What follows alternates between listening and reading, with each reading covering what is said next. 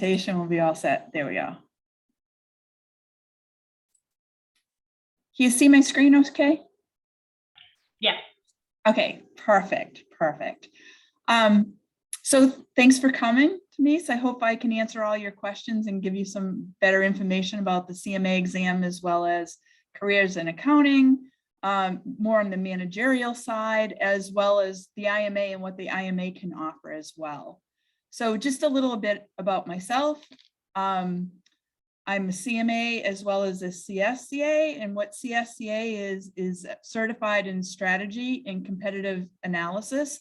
And that's also offered through the IMA and part of the certified management accountant process. So if you pass the CMA, you can also sit for the CSCA. It's been in existence for about five plus years. And it does give you a great basis for strategy. I know it's helped me kind of define kind of the avenues and how we kind of strategize to keep the business pulled together, right, with some kind of structure to it to try to hit our end goals. I'm a graduate of Salem State undergrad with a bachelor's in business administration, and I did my graduate work in accountancy at Bentley University. So I kind of did it flip-flopped. A lot of people will do undergrad accounting and then an MBA. I did management undergrad and figured out I wanted to go into the field of accounting. So kind of did it a little bit backwards than most people. Currently, I lead the commercial finance team at Butterfly Network. Butterfly is a health tech company. We're going to make sure it's med device. Someone else joining. It's hi, Jordan, welcome. I was just getting started here, so introducing myself. I'm Laurie Lavigne, and I'm the head of sales finance at Butterfly Networks. It's a medical device and medical tech company. We sell both software and hardware. It's an extremely cool handheld point of care ultrasound. So it's really kind of democratizing healthcare, where we can kind of go anywhere with that probe, and we're giving ultrasound technology into places of the world that never had that handheld, and then bring it even in the US where there's plenty of that technology around. This brings it more to the bedside. So at COVID, people could do scans of lungs right away and determine whether someone had COVID or had to go for further testing. So it's really shortening the cycle and the triage cycle, and sending people to the right places, the hospital, and the next, and kind of accentuating or speeding up the treatment. So it's real cutting edge. It's also kind of in a startup mode. So it's pretty interesting. And you get to really touch a lot of parts of the business. I partner with our sales team, so work with strategy on that, with pricing, in all aspects of the commercial world. So that's a little about me. So what I want to talk to you today about is careers in management and accounting. I know a lot of times when people going into accounting, and I know a lot from when I did my grad work, a lot of it, the education side is focused on public accounting. So I want to make sure that you're aware of what's offered under management accounting. And really, to me, I had the same type presentation when I was in grad school, and it really opened my eyes up to what I could do and what the possibilities were. So I always feel great about delivering this to students, that because I remember when I was sitting in your seat, and this kind of gave me another avenue when my auditing teacher was saying, hey, when you're auditing and you're out in the fields, and I was sitting there going, I never want to audit. What can I do? This really gave me a good foundation of what I could do and the possibilities that were out there. I'll also talk to you about the IMA, the Institute of Management Accountants. Can't say that word today, but it's been a long day. But I'll give you a little bit background of them and what they offer, and then what the CMA can do for you as far as gaining an edge in the marketplace, similar to the CPA exam on the public side, and steps to becoming the CMA, and then leave time for your questions and answer period. So first, to get into careers in management accounting. Typically, like, there's management and accounting and there's public accounting. And on the managerial side, it's basically internal. So you're developing, you're implementing, you're managing, you're reporting for the business, and you're giving value creation by not by simply measuring it, giving the right guidance, the right development, the right analysis. And the CMA is really focused on those areas. And we'll go over the specific areas that are included in the CMA exam in a little while. On the alternate side is public accounting. And, you know, it's pretty much your audit split between audit and tax, right?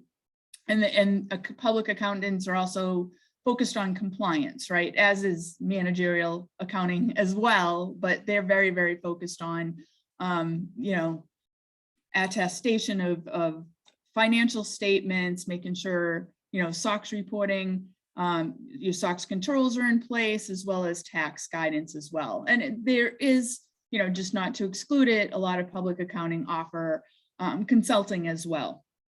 And the relevant certification there is the CPA. And just to kind of pull this together, there are a lot of CMAs that are also CPAs and vice versa. So there is the possibility to get a dual certification.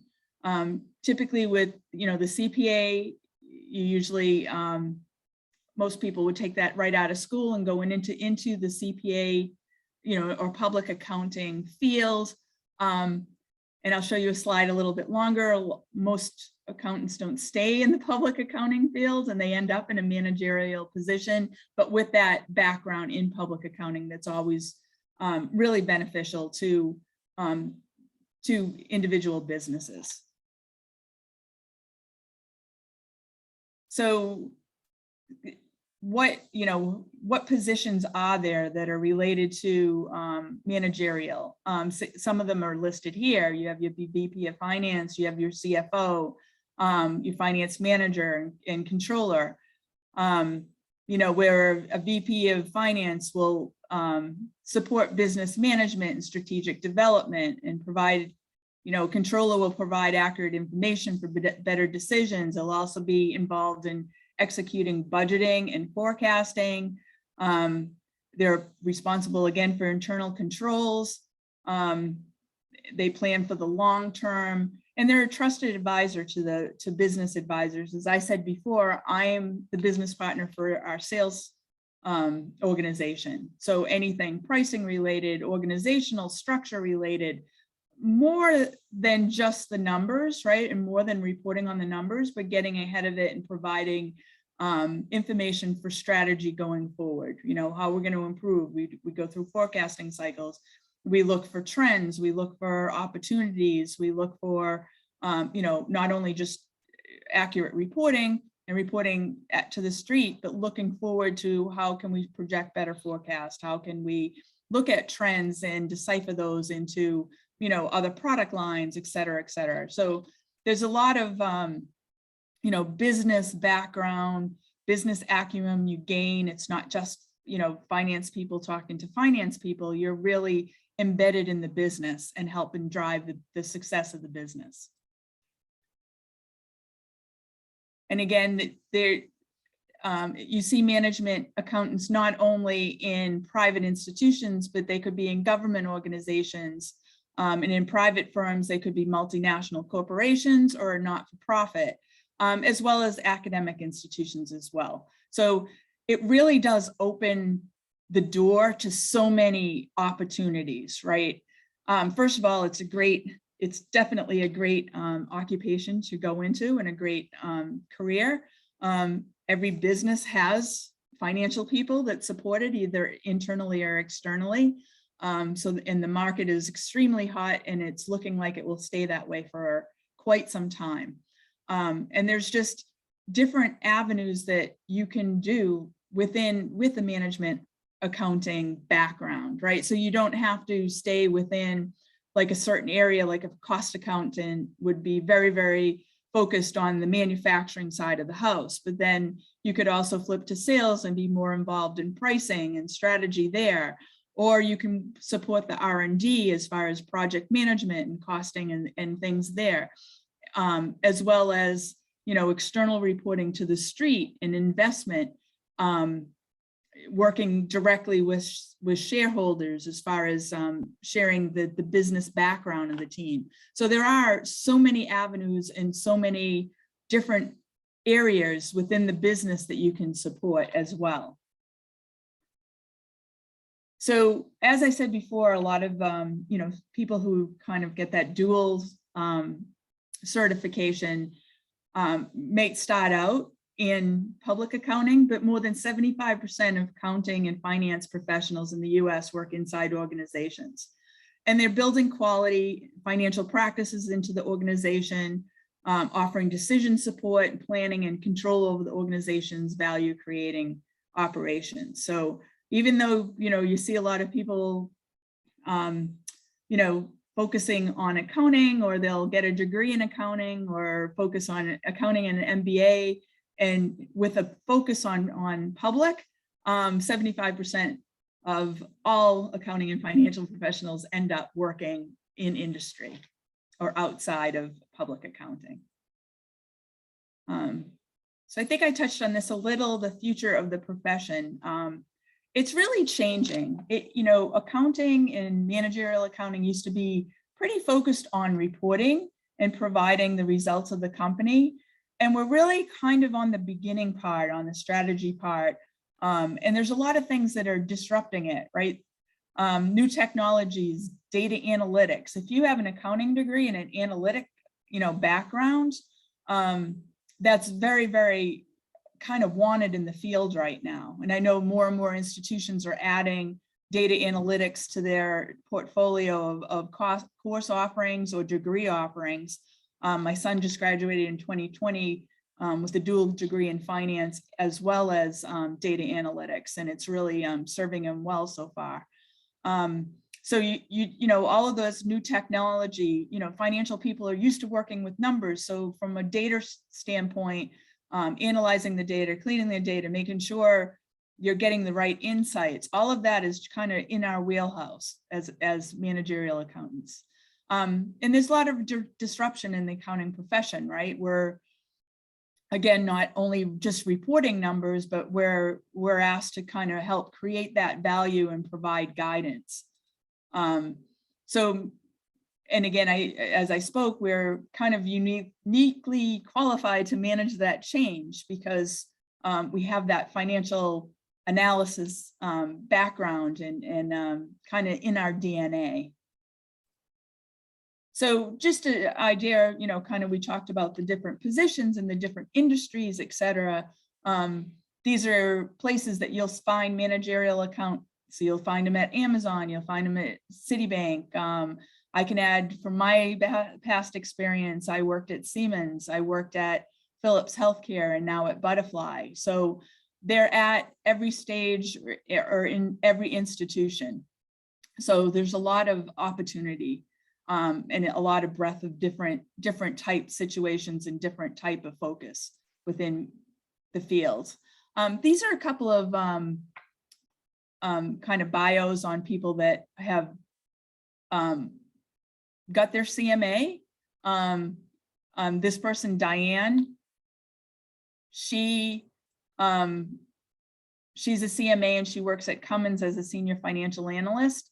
She works with finance teams across the different business units and consolidating forecasts and annual budgets for the companies and doing analytics behind that. And for those of you aren't familiar with Cummins, they design, manufacture, and distribute engines, filtration, and power generation products. Diane also shares how the CMA certification has given her a better appreciation of the work she does and has helped her to be successful in a variety of finance roles. I also like how she mentions the CMA has boosted her confidence and helped her become a well-rounded finance professional in the industry. And her advice, as far as taking advantage of the CMA, I'll talk to you about a little bit later, but there's actually a CMA Scholarship that schools have the ability to write in and recommend people for this scholarship. So it's a little later in the deck, but I'll give you the details there. And Diane was a past recipient of one of those scholarships. Here's another example of Michael. He's a CMA and a CPA. He works for Nike as a global operations manager. So much different, right? Different kind of section that he works in, right? He conducts cost analysis and efficiency studies for distribution, operations, and implements new technology within the supply chain to fulfill orders faster and more sustainable. There's a lot of opportunity for finance people within the supply chain because we can have that analytical background as well. So the CMA certification, he thinks it benefited him by providing him with several frameworks and methodologies for approaching costing and performance management. And his piece of advice is to do some self-reflection. If you want to see change, you need to make change. And the two profiles we showed are just two examples of the many, and I explained my background as well, that you can get from being a management accountant. So let me go a little bit into what the IMA is, the Institute of Management Accountants, and what they offer. So it's a global network of about 125,000 members worldwide. There's more than 300 student and professional chapters. So those chapters meet regularly. There's sometimes education things that they offer. I actually went to Southern New Hampshire Institute on one of their nights where they invited all of the students from Southern New Hampshire, all the accounting students, where I gave the same presentation. But they'll also offer its members certain certification training as well. But there's 4 regions and 10 global offices. So it's not, this is pretty established. It offers globally recognized certification, the CMA, as well as the CSCA. So let me talk a little about the student member benefits, which the IMA has a lot to offer its student members. There are more than 130 student chapters and 200 professional chapters around the world. These offer a great opportunity to develop leadership skills and a professional network, like any club that you would have within your institution, but now you have that connection into a professional organization where you find yourself later on, as well as it's great for connections as well. IMA holds an annual student conference where more than 600 students, faculty, speakers, sponsors gather for a fantastic professional development and networking event.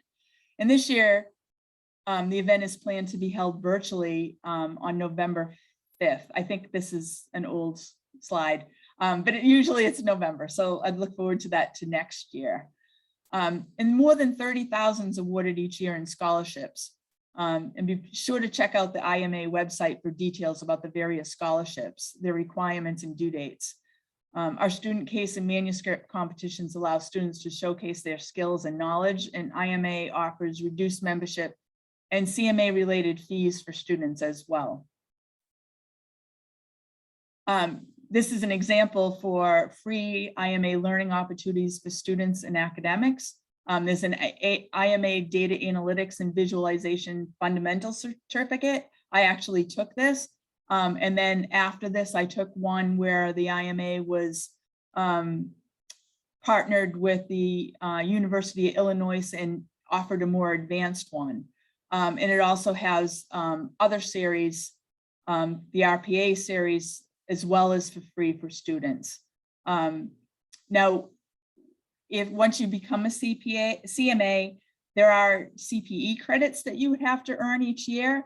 But all of these, some are offered free, some are offered for a fee. Usually the student ones are pretty reasonable. Plus, when you're in school, you can use some of your coursework as your CPE credits as well. But I have to say the level of some of these offerings are very, very good as well. During COVID, they offered a lot for free, so it was great. I really built up on my CPE, so I was all taken care of for the year, as well as some carryover So they do offer a lot of seminars, and it's really a great way to see different pieces of management accounting, what they offer. They'll have groups come in and talk about different software. They'll have groups come in and talk about different topics in leadership. So it really does have a lot to offer, you know, in addition to the classwork that you're already doing. It complements it pretty well. Let's talk about the CMA for a minute. So the CMA is a globally recognized professional certification in management accounting. It focuses on advanced skills in accounting and financial management, such as financial planning, analysis, control, decision support, and it really enhances strategic thinking, right? The CMAs just don't give you the numbers, they give you the story. They're storytellers, they tell you the why behind the numbers. And that's extremely important in today's environment. Now, the CMA structure is pretty much like the coursework. You'll see topics here that you've had in coursework. There's 2 parts to it. You're lucky, when I took it, it was 4 parts. It's now electronic. You go to a testing center and do it there. I'm really one of the old ones. I actually went to, they had it at several universities, and it was all pen and paper, filling out the dots and the blue book. So things have really changed. It's now down to 2 sections, though I have to say the topics are vast, and it's really, really comprehensive. So if you look at part 1, it's pretty much focused on financial planning, performance, analytics. So you'll have your external reporting, your planning and budgeting, your performance management, cost management, internal controls, and technology and analytics. And this was recently added, knowing that that's what's required in the industry, right? There's more and more accountants need to understand the technology of the reporting and how the technology is used to manage the business, as well as the analytics that can be produced by the data that the system's collecting. On the right-hand side is more of your strategic finance management. This is more your financial classes, your statement analysis, your corporate finance and decision analysis, risk management, investment decisions. And as always, the CMA has a section on professional ethics, and your requirement of CPE is to get so many CPE credits per year as well for the ethics. So each part's 4 hours long, 100 multiple choice, followed by 2 30-minute essay scenarios. Again, test taking. If you sat for the GMATs, if you're grad students, you know that the timing and the test taking skills can serve you well. So knowing how to plan to take the test is also helpful, and a lot of the training guidance that's offered by certain companies will definitely give you that opportunity to kind of practice that.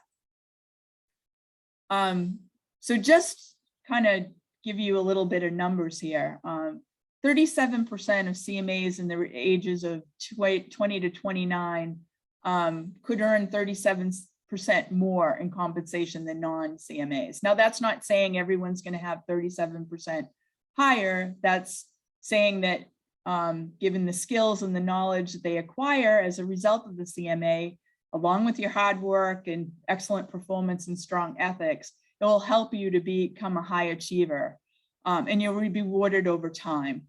In this information, there's a survey that the CMA puts out for its members every year, and that's how this information has been gathered. And it's actually a very, very comprehensive survey that it's done, and breaks it down by areas, years in the business, areas of the country. I mean, it gives you every slice and dice that you could want. And there's also, if you wanted to look into this, I'm sure you could find it somewhere online. There's a strategic management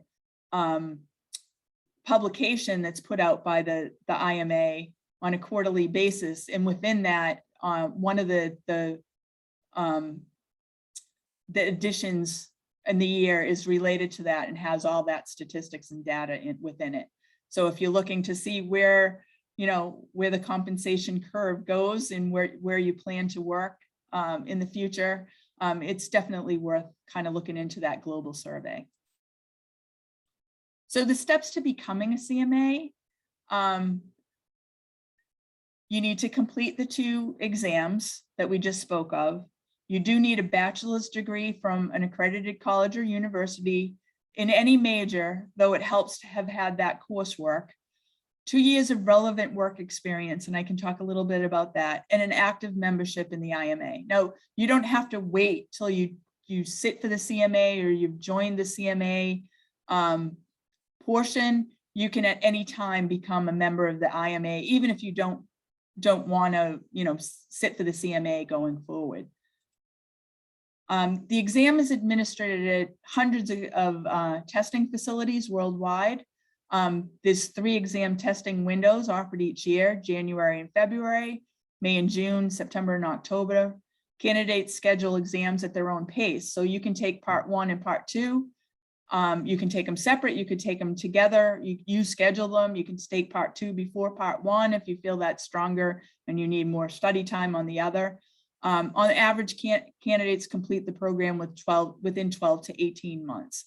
The ProMedic is the testing site, and they have specific guidelines about, computer calculators, policy, and all of that, which you should know ahead of time. As far as getting the results, it will take some time before you get the results. They do go through a rigorous review process particularly because it's essay driven. I'm actually a tester on the CSCA side of the house. So I unanimously get sections of the test to go through and to grade, as well as it's double graded by other people as well. So it's very rigorous and very fair grading as well.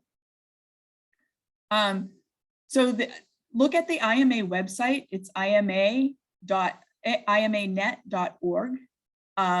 To become an IMA member, professional members, it's $230 a year plus a $15 one-time processing fee, which is hard to take when you're still in school, but there's a student member rate, which is $39 a year. If you use the code here, you can get it for $25 per year. And also, just to kind of mention that $230 a year, I've never paid for that. My employer has always picked that up for me as part of the training budget, because they really do benefit from the CMA program and having employees participate in it. The CMA program entrance fee is $250 one-time fee. So that's to join the program. For student rates, it's $188 one time. So that's the advantage of taking it while you're still a student. And then when you register for each part, it's a $415 per part, or $311 if you're a student. But I do want to point out that the IMA offers 10 scholarships per year at every school. So if you talk to your faculty member, they can nominate students up to 10 per year for this program and this scholarship. And what they would receive at no cost is 3 years of IMA student membership, entrance to the CMA exam program, 2 exam sittings. If it takes more than 2, then the student would have to pay for that, as well as 12-month access to Gleam CMA or Wiley CMA study materials. And these study materials, both of them are very good. I used Gleam back in the day, but I've also done presentations with the Wiley representative. And this is really great software that keeps, oops, sorry, I went too fast, keeps track of what areas you need to study more, et cetera, et cetera. So I would really highly recommend, first of all, talking to your faculty to get nominated if you're really interested in the CMA program. And this is more than $1,000 in value. And you can take the exam while you're still in school, which you're better apt to do well on this because you're still in the study mode. Some of the course material is pretty fresh. If some of the classes you haven't really had a deep dive into, these study exams and guides will kind of provide you with that background, and you can study from them as well. I mentioned this, the IMA Leadership, sorry, this is from November 5th. I think I'm almost a month late, but they do have this on an annual basis as well. So something to look forward to next year. Actually, I have more information next year. It will be back in person. They're hoping, hopefully no other variants will pop up. And that will be in Pittsburgh, Pennsylvania. And it's a one-day.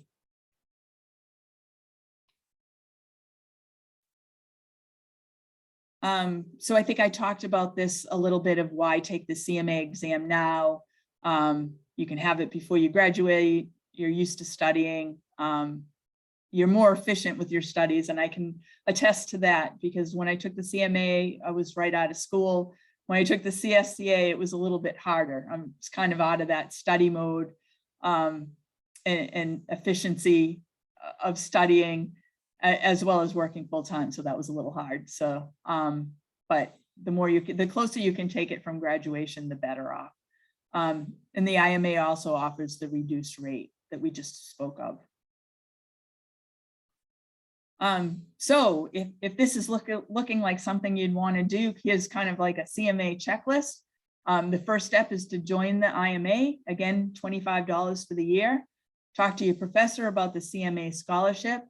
Study and pass the CMA, graduate and get relative work experience. And then you can add the CMA designation to your business card and it will look great on the top of your resume. There's a lot of institutes that really sponsor this. Some of companies actually offer it as a kind of a learning opportunity for their employees. I worked at Philips and they actually, I was kind of bumming I already had it because they actually had CMA study groups between the Netherlands and the US. So the team got together to kind of go over coursework and studying. It was pretty intense, but missed out on a trip to the Netherlands, I guess, there. So, but it's very, the designation is in very high regard in a lot of companies. It really gives you that kind of a little bit edge, put your piece of paper in the right pile, as we would say. So I did, before I open up for questions and answers, I didn't touch too much on, I did want to go over the work experience a little bit more in depth. So your employment for your work experience to get the full CMA designation, it can be any one of these employment opportunities or things that you do. You prepare financial statements, FP&A kind of work, year-end close, auditing, budgeting, if your jobs are anything like that. If you're a product manager, it's in the accounting field, that won't count. But anything in the accounting fields will count against that requirement. So also internships won't count. Clerical or non-technical positions don't count towards that either. And then one last thing, we talked about this a little bit more, but this dual citizenship, or citizenship certification. It's been a long day. You know, this is kind of set up where some people have kind of laid the groundwork and done both the CMA and the CPA, either right before taking the CPA during their junior or senior year, and then the CMA right after they graduate. But there's also this dual certification. You can find this specific plan online as well. So I know that's a lot of information. Would love to answer any questions that you had about opportunities within management accounting, the IMA itself and what it has to offer, the CMA, and preparing for that as well. So love to open it up to you both and see if you have any questions. Don't be shy. You're still awake, I hope.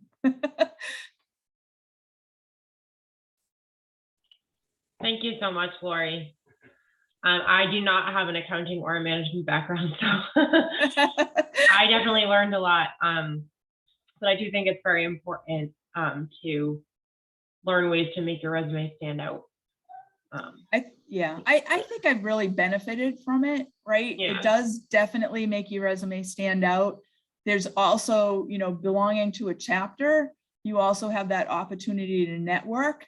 And even, maybe if it's not networking to get to a job, I've gotten a lot of great advice from some of my chapter members, as well as great educational opportunities as well, right? And I think that the CMA also offers, or the IMA also offers a career building thing on their site where you can go in and put your skills in and what level you're in. And then you can look at, say, an opportunity that you're reaching for. Say you want to be the head of a financial planning and analysis, and it will take your skills where you are and with the skills that it's really needed for that job and kind of match that up and give you a plan of the areas that you might need to fill out a little bit more to reach your goals. And that was developed by the IMA. I was actually part of kind of that readout and that testing of it. So a lot of effort and a lot of work went into it and a lot of industry research. So it's not, someone in a back room that's kind of working on that. They went out and asked practitioners what's really needed, what they're looking for in certain candidates for certain roles, what type of leadership, because we can all talk about the technical side, but there's also those soft skills that are needed as well. And that's all covered in there. So there's really a lot of benefit from even joining the IMA and getting the information that it provides. Any other questions? They're already studying for the CMA. That's it. I don't have a question, but I just wanted to thank you for telling me your experience and doing this, because it was actually really helpful, because I know last year I went to a presentation and a lady was talking about the CPA exam. So this is just a contrast of they're just two different things. And I just feel like I would lean towards more the CMA than the CPA. So it just clarified a lot for me. So thank you so much. Good. I actually sat in your seat one day, right? As I was saying that when I was in grad school and kind of trying to figure out what my career path is. And I didn't want to be a CPA. I was already a cost accountant. I was working at the time I was going to grad school. And kind of going back into that public would have been almost like stepping back a little for me. Not much, because I was really early on my career, but it still would have been a little bit different. And I would have ended up in a different place. And I was so happy that I had a professor that shared this information with me.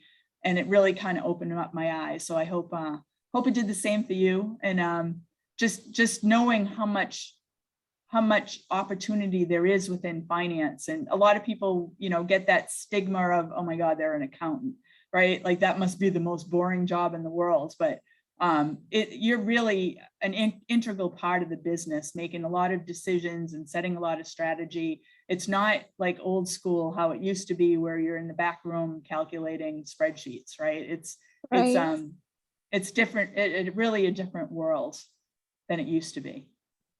So yes. I'm glad you attended. Thank you so much. I appreciate it. You're welcome. Any other questions?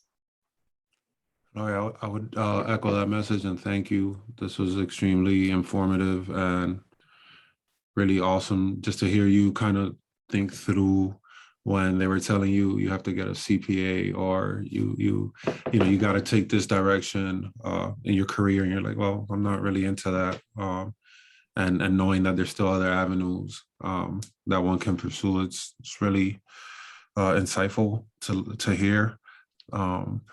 Then I wanted to ask you if you had insight as to the nomination process for the 10 potential scholarships that a school may be able to apply for. Yeah, so you definitely should talk to your faculty member. Do you have a management? You know what? I wonder if I can look it up. I don't know if there's any faculty members that are part of the IMA or are CMAs. but whoever your accounting or finance professor is, I'm trying to find that slide. Because I've done this at the wrong way. I've done this presentation at a number of schools, and there's a number of them that didn't know about that this existed. And now we're seeing a lot more nominations come in. So if you're interested, talk to your faculty member. If not, if you can't find someone who within there, I can maybe try to help get you in touch with somebody within the IMA. I can give you a name there, but first go through your faculty. And then if not, you've actually already found me on LinkedIn. I like that. Sorry, I didn't hit accept yet, but I will. Send me a message and I'll try to get you a contact within the IMA, and maybe they can kind of go backwards and figure out who you should contact. But start with whoever your finance or accounting. And if there's a cost accounting professor, that would be beneficial. They usually are more aware of the CMA versus someone who's teaching auditing. I shouldn't say that because a lot of them have dual certifications, but my auditing teacher did not. But what are some of those I guess soft skills that you're seeing are absolutely necessary as the industry and the work itself continues to transform?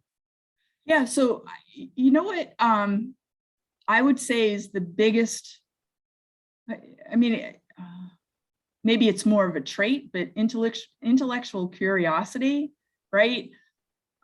You need to definitely have the skill of digging deeper, and it's almost like detective work, right? Investigation work, right? The 5 whys. I don't know if you've had that in any of your classes, but it's not just knowing, it's really trying to grab a deep understanding of the numbers and then tie that back to how the business operates, right? And how you can turn that analytics into guidance either for your business partners. So partnering skills is also another, being able to work very closely with a partner on the other side of the business, right? And you don't always have the same goals in mind, right? You have the same goals from a business perspective or a results perspective, but how you get there might be different. So there's always between finance and your business partner, somewhat of a little friction, right? A healthy friction where you question certain things, play devil's advocate a lot. Those are some of the skills that I would say are like really digging in. Analytical skills are very more on the hard side, but they could be both. That's very, very important for the managerial side. And then leadership skills, right? A lot of times you're asked to lead because you're the finance person and you have that analytical background. You're asked to lead a lot and you have to reach across different parts of the organization. So, and you have to influence people. Influencing skills are very, very important, right? Now it's lucky when you're a finance professional, you have numbers to back it up, right? It's not a gut feel, right? Like you back up your decisions that you want people to influence with those numbers. But those are some of the skills that I would say. Does that help? Absolutely. Yeah, absolutely. And I love the way you phrased it during your presentation where we become storytellers behind those numbers. That's very, very important. And that's a skill that I'm still working on, right? And it's sometimes hard for me because you get entrenched in the numbers and you know where they're coming from and you know what's behind them. But you need to know where to start to bring the people through the story, right? And it's a skill I'm still working on. And even when I said the IMA offers more, I actually did a workshop with them on storytelling, financials, right? So they value that as a soft skill that you need to know as well. So, and I'm sure you're getting a lot of practice in school to do that as well. So the IMA put on a workshop to help the members become better storytellers through numbers and finances. Yeah, it was. Yep, it was. It wasn't. It was. I think this one was like a webcast, right? So it wasn't too long, but there was a presentation from members that are in the industry, right? They have backgrounds of, you know, CFOs or things like that. And they did, you know, a presentation on, you know, how important storytelling is and gave some tips on how to do that. And, you know, I wish I could remember them all now, but it was just a great presentation. And, you know, when you see those areas that you want, you know, that yourself and you need to work on, and then they offer, it's like, wow, that's something I need to see. So, so they do offer a lot like that. I definitely check out the website and see what's out there. And then really get a hold of if you're really interested in this. Again, it's a lot of studying. I'm not going to lie, it's not that easy. But with all of the help in the like, you know, the Wiley and the or the Gleam access to those, it really does guide, and it helps you kind of study all the way through it and get a deep understanding of the material. Let me ask you, are you, because you did so many credits during the pandemic towards the CME, is the CME correct? CPE. CPE. Continuing professional equivalencies, I think the E stands for. Yeah. Is that like capped off? Do you need to have a certain credit a year, or is it like you so you have to have 30 credit hours a year, right? So you can do like even the 1 hours, or, you know, even sometimes I did those online classes for the analytics, which counted. I did, what else did I do? Then there's like, you know, 1 hour or an hour and a half, just Zoom calls on different topics that count. So things like that. So it's 30 hours a week 30 hours a year. And then you're allowed to carry 10 over into the next year. Wow. So I'm sitting in good shape right now for next year. You can't carry it all over, but and then like if you know, employed and your company does some kind of training that's financial related, that counts as well. And even soft skills will count for CPE credits. And then they do offer certain free ones, but also they offer some for fee that are really good as well. And you can target what area you want to focus on. Gotcha. Yeah. My last thing is, what program or what did you use to put together this presentation that you're sharing the screen on? Is that the IMA provides this for me? Okay. So, yeah. So I can take no credit for it, except for putting my picture on the front page. That was about it. But there's campus influencers that are, you know, throughout the country. I've been doing this for 2 or 3 years now. So like some of the other university I've spoken to is Bentley, my alma mater. So been there, Southern New Hampshire University. And then my son was studying at Bryant. So I actually went into Bryant and sat through one professor's days worth of classes. All his managerial accounting classes, I gave this presentation to. Wow, that's awesome. Yeah, and I remember sitting in your seat and not knowing what I really wanted to do. I knew it wasn't going to be that auditing though. And, you know, was confused on kind of where I was going to head. I was already working. I was, you know, in cost accounting, but I wasn't quite sure. Now I was getting my MSA, you know, should I go into public? I really didn't want to. And my teacher pulled me aside and kind of walked me through this, you know, pretty much gave me the application and sent me on my way. So I'm forever grateful for him. Yeah. I always say we're one person away from being successful, and that's what. Yeah. Oh, you're already there. Yeah, no. You know, both of you, if you take the time to kind of learn new things and, you know, what's available for you, that's half the battle, right? Yeah. Well, Laurie, thank you so much. I have nothing else. This was great, really insightful and obviously well delivered. Thank you so much for taking time out to help us. Oh, thank you. I'm still working on my storytelling, but I'll get there. So I'm glad you both joined. I'm really happy that I could speak to you tonight, and wish you much luck in your classes. My semester is almost over. You guys can hang in there for a few more weeks, and good luck. Thank you. Thank All you so right. much. You're welcome. Have a great evening. You too. Bye-bye. Bye.